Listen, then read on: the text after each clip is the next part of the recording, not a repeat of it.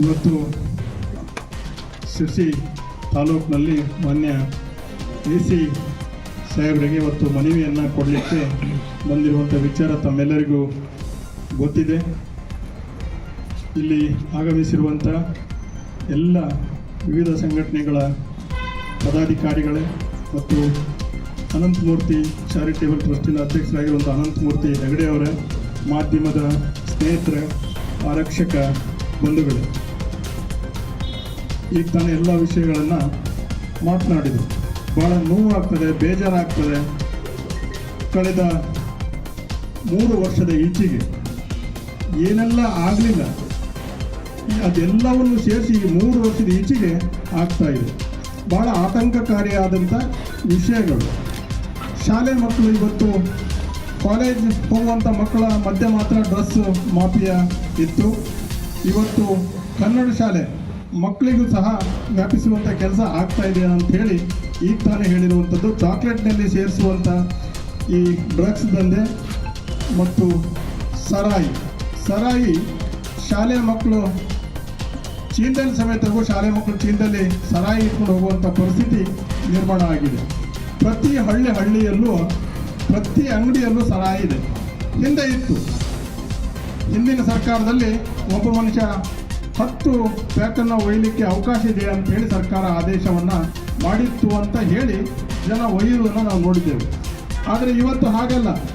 ಓಮಿನಿನೋ car ಮೇಲೆ ತುಂಬಿಕೊಂಡು ಹೋಗಿ ಮನೆಯಲ್ಲಿ ಇಟ್ಕೊಂಡು ವ್ಯಾಪಾರ ಮಾಡುವಂಥ ಪರಿಸ್ಥಿತಿ ನಿರ್ಮಾಣ ಆಗಿದೆ.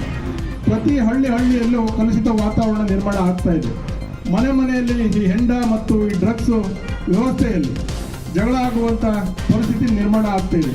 ಇನ್ನು ಉಳಿದಂತೆ ವಿವಿಧ ರೀತಿಯ ಅನೈತಿಕ ಚಟುವಟಿಕೆಗಳು ಸಹ ನಡೀತಾ ಇದ್ದಾವೆ. ಕೆಲವಷ್ಟು ಜನ ಅದರಿಂದಲೇ ಬದುಕನ್ನು ಕಾಣ್ತಿರುವುದನ್ನು ನಾವು ನೋಡ್ತಾ ಇದ್ದೇವೆ.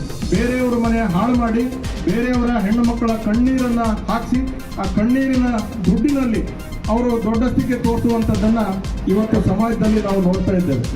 ಹಾಗಾಗಿ ಇದಕ್ಕೆಲ್ಲ ಕಡಿವಾಣ ಹಾಕಬೇಕು ಅಂತಂದರೆ ಪೊಲೀಸ್ ಇಲಾಖೆ ಭಾಳ ಎಚ್ಚೆತ್ತುಕೊಳ್ಬೇಕಾಗಿದೆ.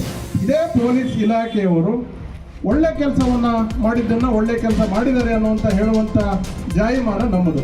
ಹಿಂದಿನ ಸರ್ಕಾರ ಇದ್ದಾವಾಗ ಇದೇ ಪೊಲೀಸ್ ಇಲಾಖೆ ಇದೇ ಪೊಲೀಸರು ಅತ್ಯುತ್ತಮವಾಗಿ ನ್ಯಾಯಯುತವಾಗಿ ನ್ಯಾಯ ಕೊಡಿಸುವಲ್ಲಿ ಯಶಸ್ವಿಯಾಗಿ ಕೆಲಸವನ್ನು ಮಾಡ್ತಾಯಿದ್ರು. ಆದರೆ ಇವತ್ತು ಸರ್ಕಾರ ಬದಲಾಗಿದೆ. ಈ 3 ವರ್ಷದ ಈಚೆಗೆ ಇದೇ ಪೊಲೀಸರು ಏನೂ ಕಾರ್ಯಪ್ರವೃತ್ತರು ಆಗ್ತಾ ಇಲ್ಲ.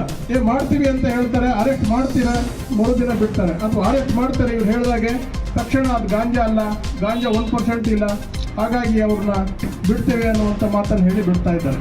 ಇದು ಆಗಬಾರ್ದು. ಪೊಲೀಸ್ ಇಲಾಖೆ ಹಿಂದೆ ಯಾವ ರೀತಿ ಕೆಲಸ ಮಾಡ್ತಾ ಇತ್ತು ಅದೇ ರೀತಿ ಕೆಲಸ ಮಾಡಿದರೆ ಜನಸಾಮಾನ್ಯರು ಬದುಕಲಿಕ್ಕೆ ಸಾಧ್ಯ ಇದೆ. ಇಲ್ಲ ಅಂತಂದರೆ ಹಳ್ಳಿ ಮೇಲಿರುವಂಥ ಸರ್ವ ನಾಗರಿಕರ ಮಧ್ಯೆ ಭಾಳ ಗೊಂದಲ ಮತ್ತು ತೊಂದರೆಯಲ್ಲಿ ಈಡಾಗುವಂಥ ಪರಿಸ್ಥಿತಿ ನಿರ್ಮಾಣ ಆಗಿದೆ. ನಾನು ಮಾನ್ಯ ಶಾಸಕರಾಗಿರುವಂಥ ಭೀಮಣ್ಣ ನಾಯ್ಕರಲ್ಲಿ ವಿನಂತಿಯನ್ನು ಮಾಡ್ತೇನೆ. ನೀವು ಈ ಕೂಡಲೇ ಸರಾಯಿಯನ್ನು ಹಳ್ಳಿಗೆ ಹೋಗುವಂಥ ಸರಾಯಿಯನ್ನು ತಡೆಯುವಂಥ ಕೆಲಸ ಆಗಲೇಬೇಕು. ಅದಕ್ಕೆ ಸಂಬಂಧಪಟ್ಟ ಇಲಾಖೆಯವರನ್ನು ಕೂಡಲೇ ಮೀಟಿಂಗನ್ನು ಕರೆದು ಈ ಡ್ರಗ್ಸ್ ಇರ್ಬೋದು ಮತ್ತು ಈ ಸರಾಯ ಮಾರಾಟ ಇರ್ಬೋದು, ಇನ್ನು ಉಳಿದಂತೆ ಅನೈತಿಕ ಚಟುವಟಿಕೆಗಳಿರ್ಬೋದು ಮತ್ತು ಇನ್ನು ಇಲ್ಲಿಗಲ್ ದಂಧೆ ಏನೇನು ನಡೀತವೆ ಅದ್ರ ಬಗ್ಗೆನೆಲ್ಲ ಸರ್ಕಾರಿಯ ಉನ್ನತ ಅಧಿಕಾರಿಗಳನ್ನು ಕರೆಸಿಕೊಂಡು ಅವರನ್ನು ಸಭೆಯನ್ನು ಮಾಡಿ ಕಟ್ಟುನಿಟ್ಟಿನ ಆದೇಶವನ್ನು ಮಾಡಬೇಕು ಅನ್ನುವಂಥ ಮಾಧ್ಯಮದ ಮುಖಾಂತರ ವಿನಂತಿಯನ್ನು ಮಾಡಲಿಕ್ಕೆ ಬಯಸ್ತೇನೆ. ಇವತ್ತು ಏನಾಗಿದೆ ಅಂತಂದರೆ ಯಾವುದೇ ಚುನಾಯಿತ ಪ್ರತಿನಿಧಿಗಳು ಇಲ್ಲ, ಪಂಚಾಯತ್ ಸದಸ್ಯರಿಲ್ಲ, ಪಂಚಾಯತ್ ಅಧ್ಯಕ್ಷರಿಲ್ಲ, ನಗರಸಭೆ ಅಧ್ಯಕ್ಷರಿಲ್ಲ, ನಗರಸಭೆ ಸದಸ್ಯರಿಲ್ಲ, ಜಿಲ್ಲಾ ಪಂಚಾಯತ್ ಮೆಂಬರು, ತಾಲೂಕ್ ಪಂಚಾಯತ್ ಮೆಂಬರು, ಇನ್ನುಳಿದಂತೆ APMC ಯಾವುದೂ ಇಲ್ಲ. ಏನಿದ್ರು ಒಂದು ML ಶಾಸಕರು ಮಾತ್ರ. ಹಾಗಾಗಿ ಶಾಸಕರ ಮೇಲೆ ಬಹಳ ದೊಡ್ಡ ಜವಾಬ್ದಾರಿ ಇದೆ. ನಮ್ಮ ಶಿರ್ಸಿ ಸಿದ್ದಾಪುರ ಕ್ಷೇತ್ರದಲ್ಲಿ ಹತ್ತತ್ರ 2 ಲಕ್ಷ ಜನಸಂಖ್ಯೆ ಮೇಲಿದೆ. ಮತದಾರರ ಸಂಖ್ಯೆನೇ ವೋಟ್ ಫ್ಲೋರ್ ಇರುವಂಥ ಸಂಖ್ಯೆನೇ ಸುಮಾರು 1,80,000ಕ್ಕೂ ಹೆಚ್ಚಿದೆ. ಹಾಗಾಗಿ ಇವರೆಲ್ಲರ ರಕ್ಷಣೆ ಸನ್ಮಾನ್ಯ ಶಾಸಕರಾಗಿರುವಂಥ ಭೀಮಣ್ಣ ನಾಯ್ಕರ ಮೇಲಿದೆ.